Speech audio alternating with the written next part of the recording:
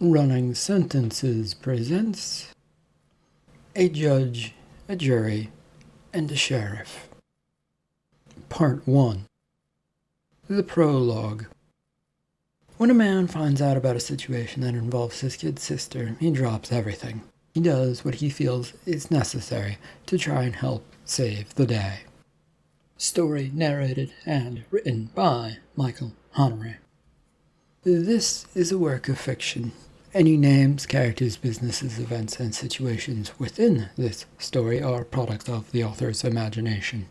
Any resemblance to real people, real situation, real events, and or fictional event, situations, characters is purely coincidental.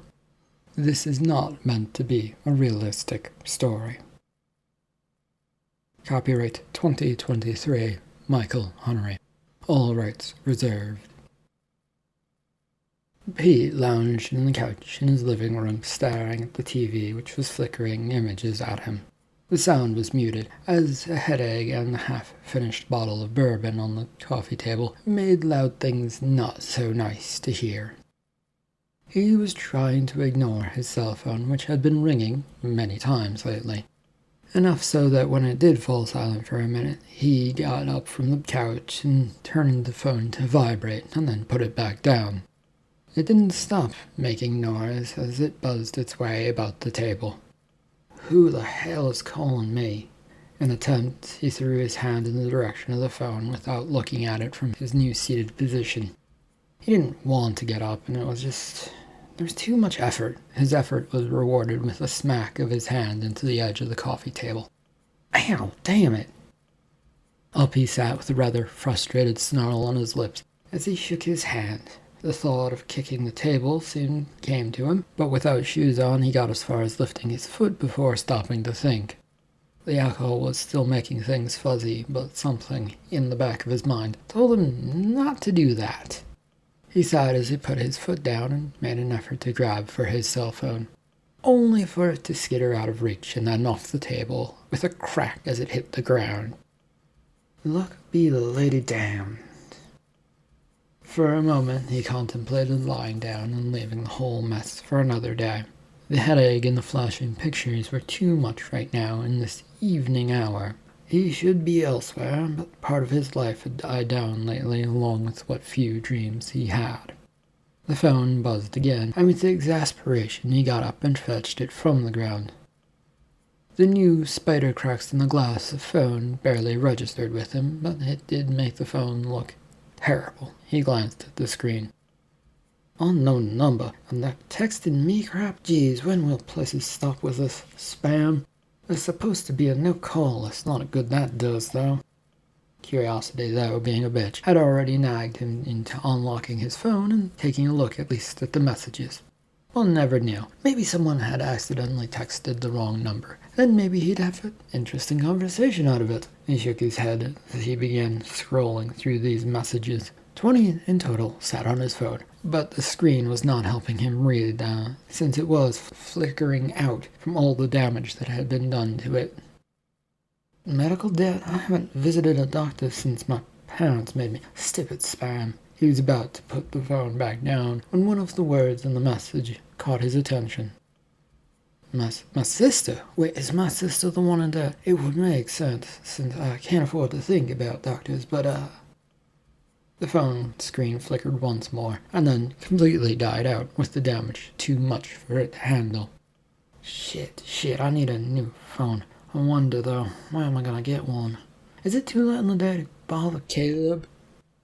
He looked around the house and realized his only clock in the room had actually been on his phone. A glance towards the kitchen likewise gave him no answer, since he had an old microwave set up in his apartment that did not have a clock on it. The stove was also vacant of any clock, and so he looked out the nearby window, uninterested in actually finding out the time. He just let it go. It was dark out, his somewhat friend was married, and his wife probably hated him, so best not to bother him at this late of an hour. Maybe the phone will work tomorrow. I'll throw it on the charger and figure it out. Can't go around bothering people now, can I? Especially ones I haven't really talked to for a while. I mean, I talk to them, but it's never much for conversations. He sat back down on the couch, but gave up on that too, since the bed wasn't far off from where he was. Plus, his charger was in his bedroom, so with nothing to do and a headache still drilling at his mind, he went for bed. Maybe lying down would solve all of his problems lately. The hard mattress was unpleasant to sit on, but the cold floor was even less welcoming place. It had various things strewn across it, from clothes to what looked to be a dead insect who no longer wanted to live there. He too no longer wanted to be here, but it was what he could afford at the moment, and Pete gathered up the cable to plug into his phone into and give him something to look at instead of his surroundings. It didn't beep in response, and the screen didn't seem to flicker to life, so he put it down, hoping for the best as he stretched out on his bed.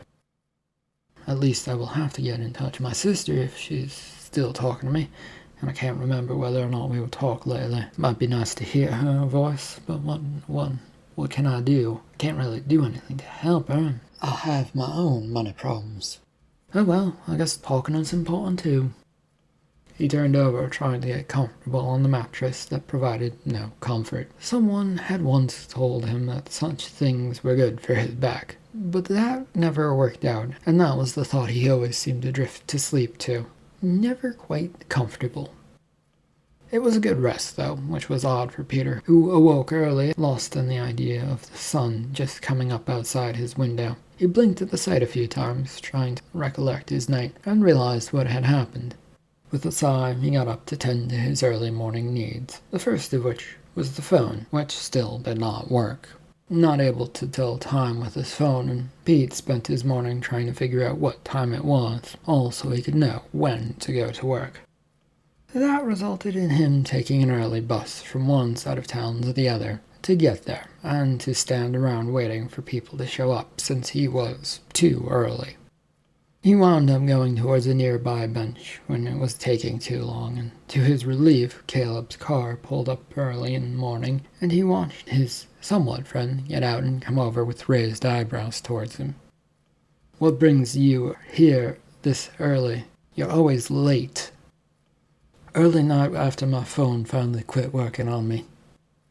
Oh, sorry to hear that. I thought you hated having one, though. Didn't you call it the worst of man's invention one drunken night? Peter got up from the bench seat near the parking lot, rising nervously. He needed his friend's help, and, well, he hadn't exactly been a good person lately, or ever. The number of times he'd actually done something stupid around Caleb flooded back to him. I've said a lot of things while under the influence of drinks, all to help me forget my life. That's fine, I guess. I think most people have those moments, but none of this explains why you're here early. Well, I was hoping to run into you since, maybe borrow your phone if I could, just to slip in my SIM card and see what was happening last night. I got a few messages about something. You finally met someone nice again and managed to ruin your phone in some tryst? Peter made a number of expressions cross his face as he tried to sort through how to answer that. Mostly he looked hurt at the thought of it, though. No, it's something else. I don't know exactly what yet, but it isn't a new girlfriend or a relationship. His friend nodded reassuringly and patted him on the shoulder as they decided to head towards the office entrance. Okay, no big deal. I won't pry, and I will do you one better than letting you see if your SIM card works on my phone. I have an old one that works well. You can have it if you want. Shouldn't be too big of a deal. I wouldn't want to impose on you. I couldn't take a phone off of you. Don't you always get new phones every couple of years? It wouldn't be too new for me. And I only really need to see the messages on the phone. I'm not sure about that. It's no big deal. Don't worry about it. Come on. I have a couple in my office. The company provides phones from time to time. Up 3 stories they went to a large, sprawling office of Computext 1888, a company that took the entire 3rd floor and served only to push papers from one company to another. Reality of it, though, was that they sent papers from one side of the office to the other with lots lost along the way. The rows and rows of cubicles looked daunting to find the particular one assigned to any person. They even had a little letter and flags above certain ones to help ease moving about. Caleb, however, had an office along the wall and made an easy beeline right for it, with Peter following. It took but a minute to root out one of the phones that he had and tossed it over along with a cable to charge it. That should do it, right? Yeah, thanks. Off to work with you then. I'll try to keep anything you do with the cell phone on the down low. I don't want the wandering bosses to catch you. Pete nodded as he headed for the door. The safety of his cubicle wasn't much one, since the walls were pretty small and one could easily see over them. Add to that the constant patrolling of floor bosses, and Peter felt like things weren't going to go his way. His old phone sat on his lap while he was up close to his computer trying to make it look like he was working. He was, but on his phone, not on moving papers around, trying to get the little slot open to get his SIM card out of it. A task that should be easy, but no matter how he pushed, that little divot wouldn't move and the part would not pop open. Is there something going on here? Pete turned his head to the right to see one of the floor bosses, Henry, looking down on him. Work and making sure that the papers are being double read, sir. Your hands aren't needed for that? No, it's reading on a screen. I'm not doing anything to it, I'm just making sure it's as it should be. No editing or anything like that, unless I have to. And my job's all about, if I remember the description correctly. There was a scowl from the boss, who then turned and headed off. Pete kept glancing over his shoulder to make sure that Henry really was gone off and doing other things, and that no other boss was around, before letting out a long, relieved sigh. Then he set about getting his phone to open up the SIM card slot, pushing the little key to get it open as hard as he could, and was finally rewarded with the feeling of something had popped. Another look around to make sure that he was still alone let him bring up his phone to see that the little tray with the SIM card was right there. In a quick, swift move, he dumped it out into his hand and tossed aside the broken phone to get the old but new phone from his friend. This one went a bit easier and allowed him to drop the card in and get the thing booted up after plugging it in. Alas, it still needed to charge a bit more before working, so he left it to do its job while doing his own boring work of reading. Mind-numbing minutes of reading pages upon pages on a computer screen passed him by as he concentrated solely on that. On his assigned break near the afternoon, Pete and his new old phone found themselves in the break room. He was working on making sure it was working, still rather secretively, as he only had a few minutes to relax. Are you up for some lunch? Huh? He jumped at the sound of his friend's voice and looked up instinctively, trying to hide the phone. Lunch, when time comes for it. Oh, yeah, Caleb, thank you. I guess, maybe? So, what was it about this phone that you needed it for? What was getting you all worked up and worried about? You did appear you were getting worked up and worried. I couldn't read some messages off of my screen because it was broken last night. The new old phone now had powered up and showed the phone semi-charged and ready to go. Pete's attention went to it as he touched the message app, only for nothing to appear. He quit the program and checked his contacts to find that they, too, were empty. Realizing that none of what he wanted was there, he smacked his forehead into a nearby cabinet. Whoa, what are you doing? What's up? The information isn't there. I'll have to wait and see if they call again, or hope that I remember my sister's phone number. Otherwise, all I have is a vague memory of messages. I should have realized. SIM cards don't transfer memory, do they? Caleb shrugged. He didn't really know or care much about any of that. You, I think, need lunch, and I'm making a higher-up decision that comes right now. Go back to your desk and get whatever you need to go on lunch break, and come with me. But it's usually a lunchbox hidden in the back of the refrigerator, so that no one steals it. That's all my lunch is, usually. I don't think I brought lunch today. Even better, let's go to a local spot. Company treat. Stunned and unsure of what to do, Pete froze up slack-jawed and waiting for something bad to happen. Caleb raised an eyebrow at him and made a hand motion for him to start moving. Up, come on. There's no time to waste for lunch. It's right around the corner, and it will consist of good food if the place we're going to can get the order right. It's always a bit of hit or miss with them on that front. I hope you don't have food allergies, by the way. Pete found himself slowly walking towards the exit of the break room, but lost in his mind as he headed for the exit. The dark interior of Cavern's bar was a welcome distraction and allowed Pete to hide among the shadows of the booth that they were at. Heeding Caleb's warning, he kept things simple and ordered a burger, curious how wrong that might turn out. His friend sat across from him, drinking an actual beer, a liberty he would not have. Okay, I asked you here to give me a rundown on what's going on, since you seem very disturbed about the phone, so out with it. I don't think it's a big deal. It's not a big deal. You don't have to think about it. It's about your sister, and the three of us grew up around one another, and the three of us knew each other pretty well, and we did go to school together at one point. I can't let you say it is worrying you, then turn around and say it's no big deal. Besides, I happen to have your sister's number, since we occasionally keep in touch. Tell me what's going on, and I will give it to you. Pete tensed up, unsure of what to say or what to do for a second, then let it go with a sigh. He didn't know much about what had happened, so it couldn't hurt to say what he knew out loud.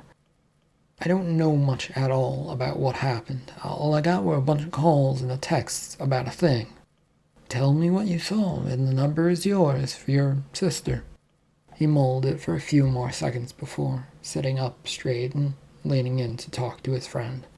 Last night, before I went to bed, my phone began to ring almost constantly. It was going off for some reason, and I have no idea why. I'm not really sure. I never saw the number before in my life. I was ignoring it since no one ever calls me, but it got to the point where I was annoyed enough to try and pick it up to see who was calling. You don't know who it was, though? Or who was calling? I went to look, but by the time I went to look, I accidentally knocked my phone off my coffee table, dooming it to the death we have. It was still operating enough when I picked it up, but I didn't know the number on it, or I couldn't really make it out. Well, I'm not sure which it was. Anyway, what caught my attention were the text messages. They were saying something about a medical debt, and they also said my sister. That's it. That's all you saw? With an affirmative nod, yes, to Caleb, his friend finally sat back, fishing out his own phone to look up the number he needed. Why would they call you and text you about that matter, though? Pete shrugged to this as Caleb finished finding the number he needed. I have no idea. Maybe they were looking to collect on that debt through any means possible. I only saw snippets of conversation, so I don't know anything yet other than the words sister and medical debt. Caleb nodded and looked off, taking this in and trying to figure it out in his own mind. A fine thing, since Pete was more worried about his sister and his imagination trying to figure out what was going on. He didn't have time for Caleb's interpretation, so he sat there trying to make sense of why his sister might be in this debt. Granted, he hadn't actually paid much attention to her and her life lately. He couldn't even recall when he had last called and talked to her. A sudden phone sliding into view made him look down at the table to see the cell phone, and on the screen was his sister's number. It's better call her and see what's up. If you want some privacy, I can leave the booth and let you do what you need to. I'll go outside. You've already done enough for me, thank you. There was a nod from his friend as Pete got out the phone lent to him and entered the number into the contacts, which was devoid of any other information, but it was good to have that. With that done, he slid his friend's phone back over and exited the booth. Outside the restaurant, he came to a stop on the sidewalk and stared down at the number on the screen. His mind worried and worried that he was going to be calling at an odd time. That he hadn't called in a while also weighed in there, but he didn't weigh that as heavily as in his mind. Not because it wasn't important and worrisome, but exactly because of that. Nervousness racked him as he walked back and forth, unable to hit the call button. It was really simple, yet the fear of answers was enough to make him worried. His finger eventually tapped down on the screen button and hurriedly put the phone to his ear, listening to the ring. A few seconds went by before a voice came through. Hi. Hi, Susie. It's your brother, who you haven't talked to in ages. Is it now? Why are you calling me up? It isn't about bailing out some money. Is it? I don't trust you around money, brother. The haggard sound of her voice sent a bolt of worry through him. It sounded so far away from what he remembered, and like she'd spent more time smoking than doing anything else. He couldn't remember if she'd ever smoked before, so this was definitely a new thing and worrying thing.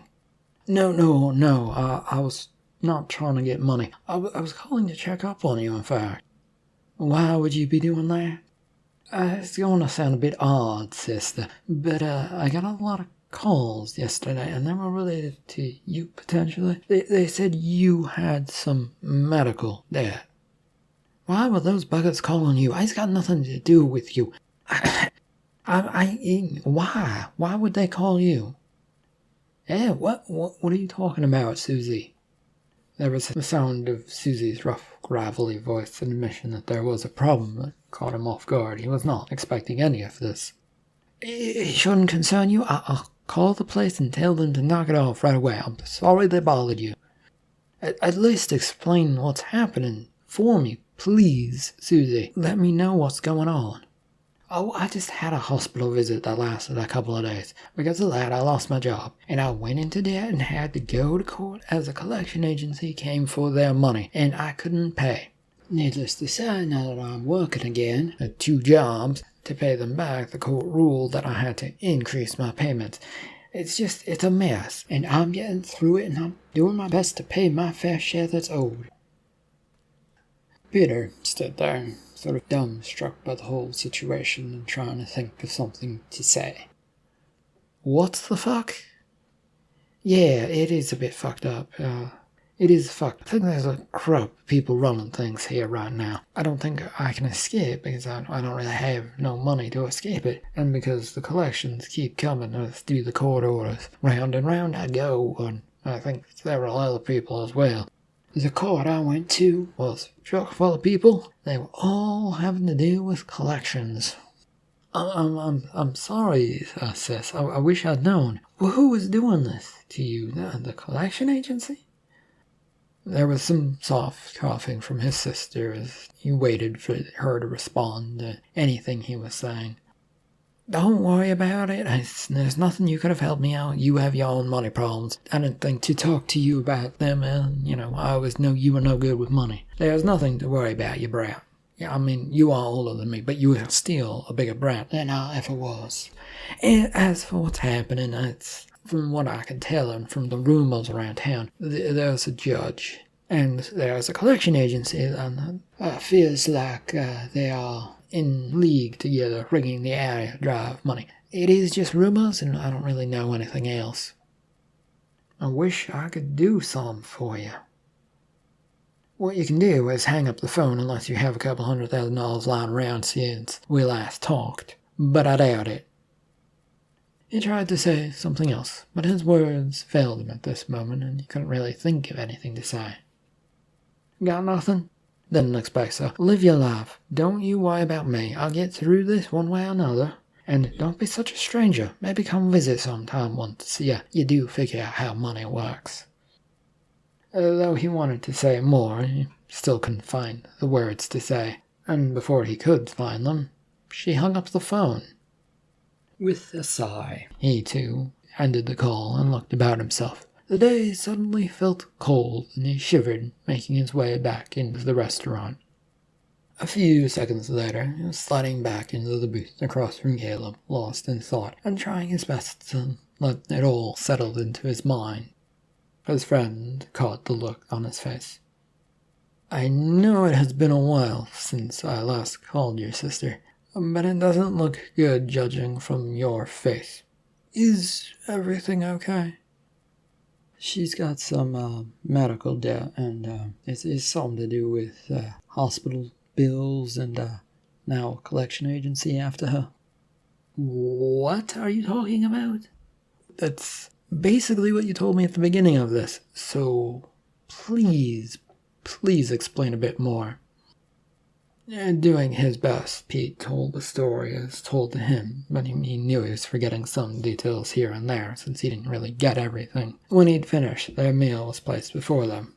One was a steak that Caleb had ordered, the other was a fried chicken sandwich with hot honey. Not the ordered burger, but still good food. He ate it, not wanting to make much of a fuss with his mind, so busy with other matters.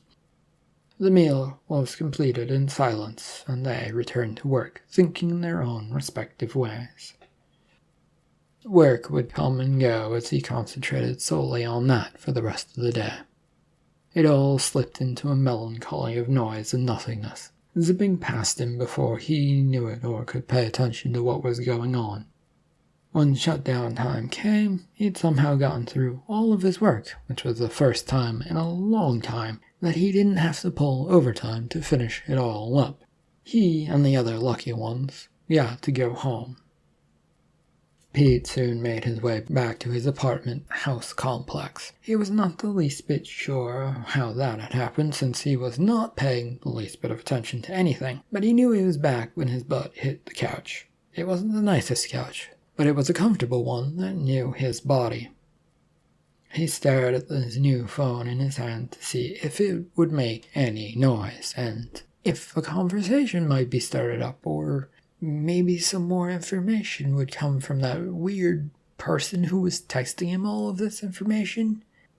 But so far, nothing, and the hope that the person who had done that before, doing it now, was fading. Come on, I need some understanding of this. I don't think it was a collection company sending me messages. No, it was somebody else, some person. His phone buzzed and jumped in his hand, which made it hard to keep a hold of from the surprise of something happening to it. To his disappointment, it was only a message from Caleb. Everything okay with you? He texted back quickly that he was okay, and then put the phone down so as not to stare at the screen all night. He wasn't tired, but he wanted to shut his eyes in sleep. The phone buzzed again, and at first he didn't look at it, but it kept buzzing. His heart rate increased as he looked over the phone, but dared not look at the potential messages on the screen. A few seconds later, it all stopped, and he nervously reached out for the phone. In a swipe, he was at the security screen, entering the appropriate info to get him to the home screen, and then into the message app. 10 messages were there.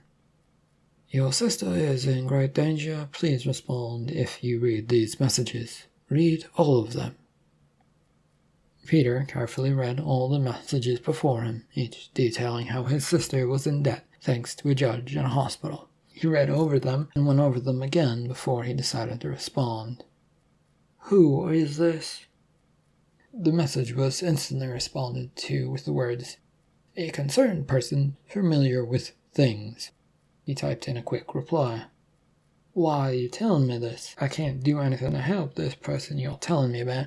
Where even is this place, and why are you talking to me of all people?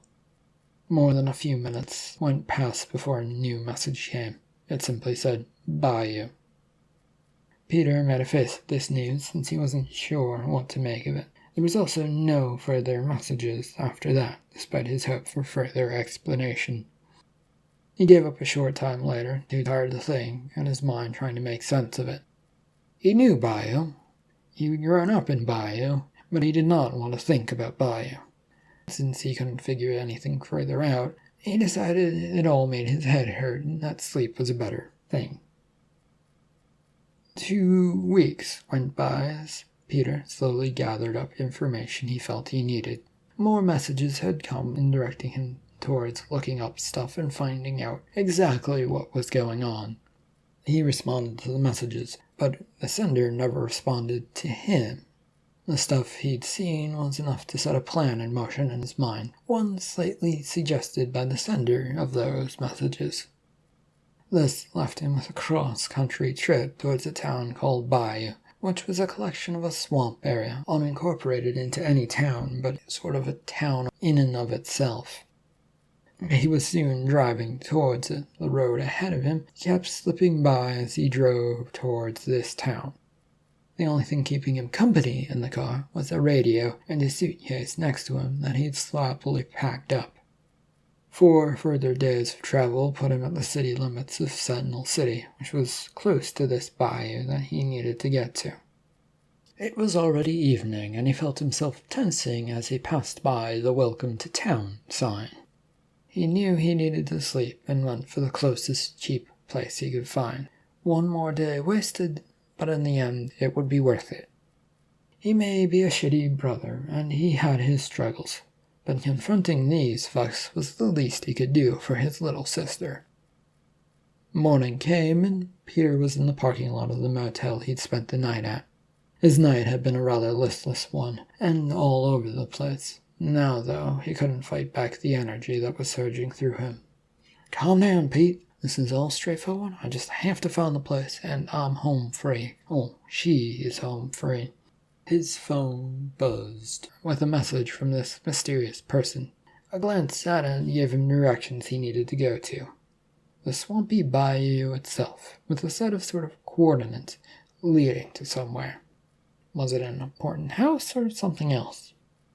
That shaky feeling of a trap came to him, but he pushed that aside. He was doing good. This was all that mattered. That was all that mattered. With another few deep breaths, and no calmness amongst that, he made his way to his car, trembling and shaking as he clambered into it.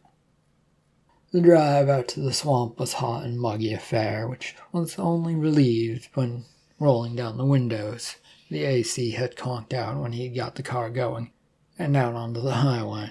He kept the pedal down and found his way to the limits of this incorporated area, and then off to the main highway, to a small road that got dark rather quickly, with the trees closing in around him. The directions he was given by messages on his phone led him all the way to a parking lot, to a place that looked run down. It was a simple shack with a few boats out in front of it, but little else. A man stood out front and looked at him as his car pulled up. Pete got out and dusted himself off and looked about. "You the man that got a boat rented for him by a stranger?"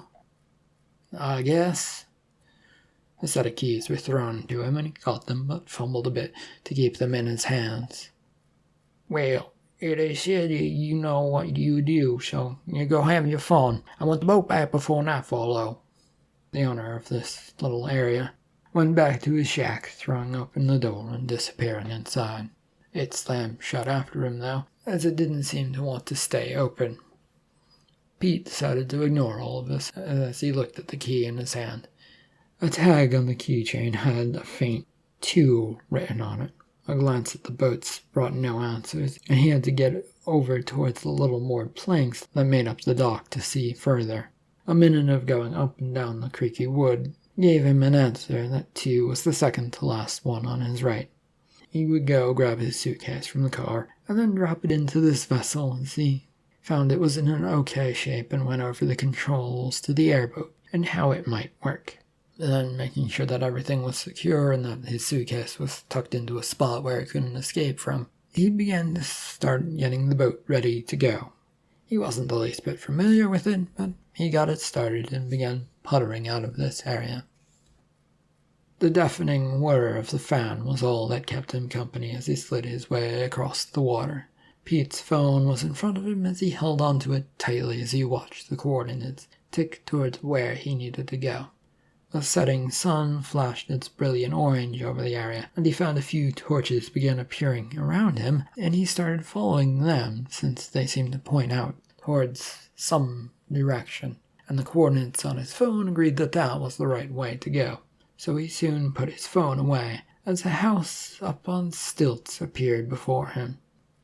It was ringed by torches, and the noise of the boat attracted a few people to the side to see who was there. This group up on the deck that ringed the house all looked to have some form of weapon in their hands and were taking aim at him. Pete reached down towards the suitcase as the boat approached the waterside dock and came to a bumping stop against it. He opened his case to reveal 3 pistols and plenty of clips, which he stuffed into his pants and anywhere that they would stay. "Who are you, and what are you doing at Judge DePercy's home?" Pete scrambled out of the boat onto the floating dock, not bothering to answer as he made his way towards a staircase to go up. "Hey, I asked you a question. I'll shoot you and I'll throw you into the creatures in the bayou if you don't answer me." The sound of guns having their charging handles slid back when let go of reached him. He too slid the action on the pistol that he had in his hand, but he tried to hide the motion of this going on. The guard speaking to him was atop the staircase, at which he was now going up, and the rifle was pointed down towards him. "What do you want here?" "I'm here to see the judge." "About what?" "Unpaid debts, sir." "Judge don't see anybody about those." Instead of responding, slid the pistol to make sure he was aiming it at the man's chest, and pulled the trigger twice. The bangs were loud and knocked his senses about, along with the bright flashes blinding him. He did his best to duck down after that, but everything now seemed to be a flurry of action as the guard in front of him crumpled to the ground. There were now several other gunshots going on, as things began to whiz around him. Not that he could hear them, but things were going around him, and he was aware of that. "What is going on? What's all this shooting?" There's an intruder who shot Derek." "Where?" "We're shooting up the area now." Having regained some of his senses and able to hear some of this, Pete peeked around the corner of the solid fence that marked the stairs from the deck, and circled around the deck to the first floor. His eyes saw the one shouting orders to shoot towards him up on the second floor deck.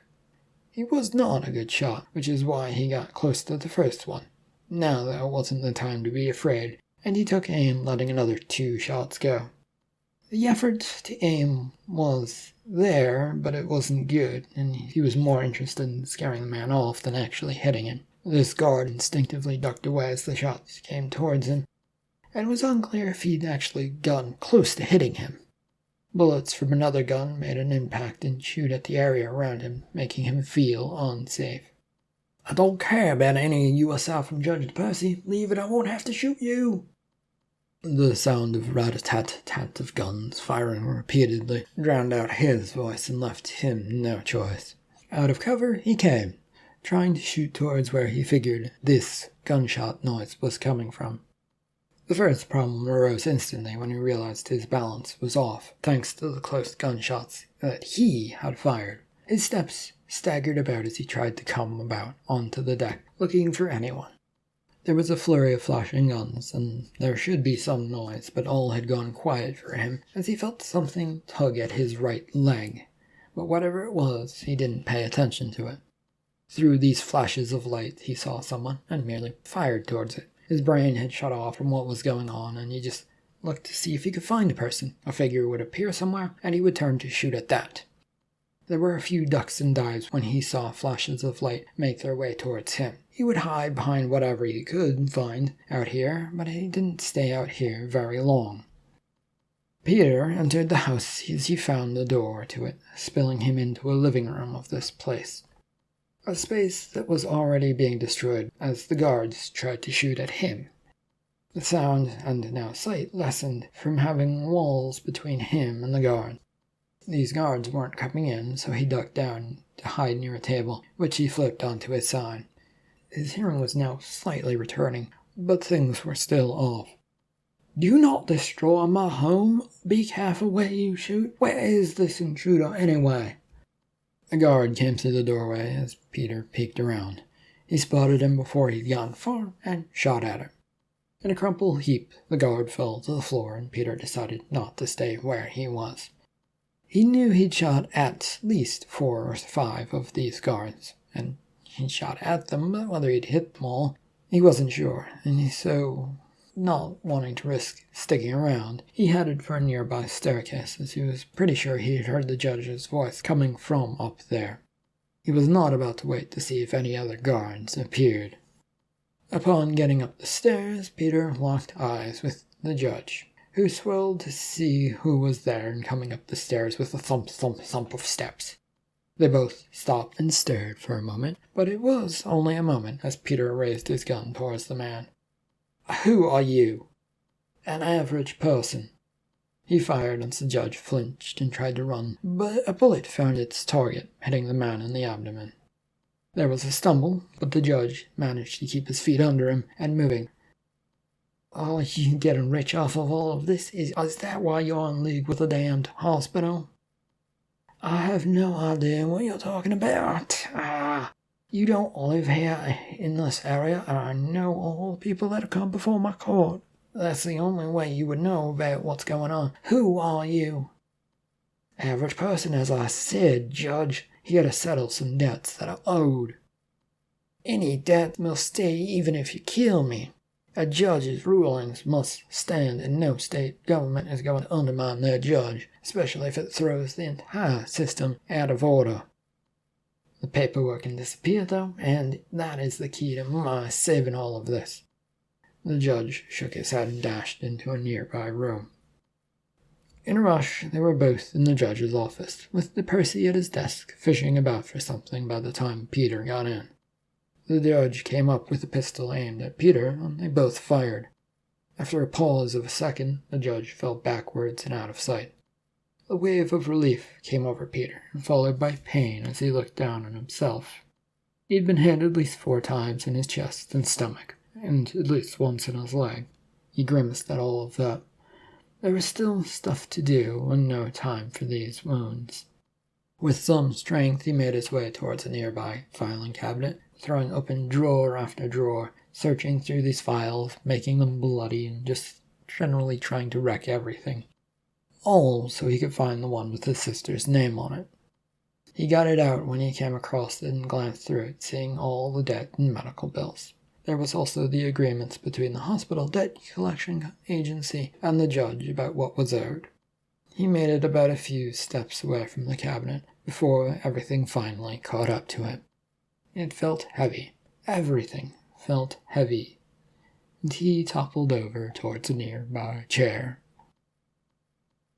The flash of blues and reds bouncing around the bayou as the boat carrying Sheriff Wilden pulled up alongside the dock to the judge's home. The airboat bumped twice into the dock as he jumped onto it with another officer who had his gun drawn. "Stay behind me, Sheriff. I don't want you to get shot. The reports said many gunshots were heard out here. No one is going to shoot at us, but if you feel the need to, do declare yourself as police, and that we are coming in." "Police, everybody freeze!"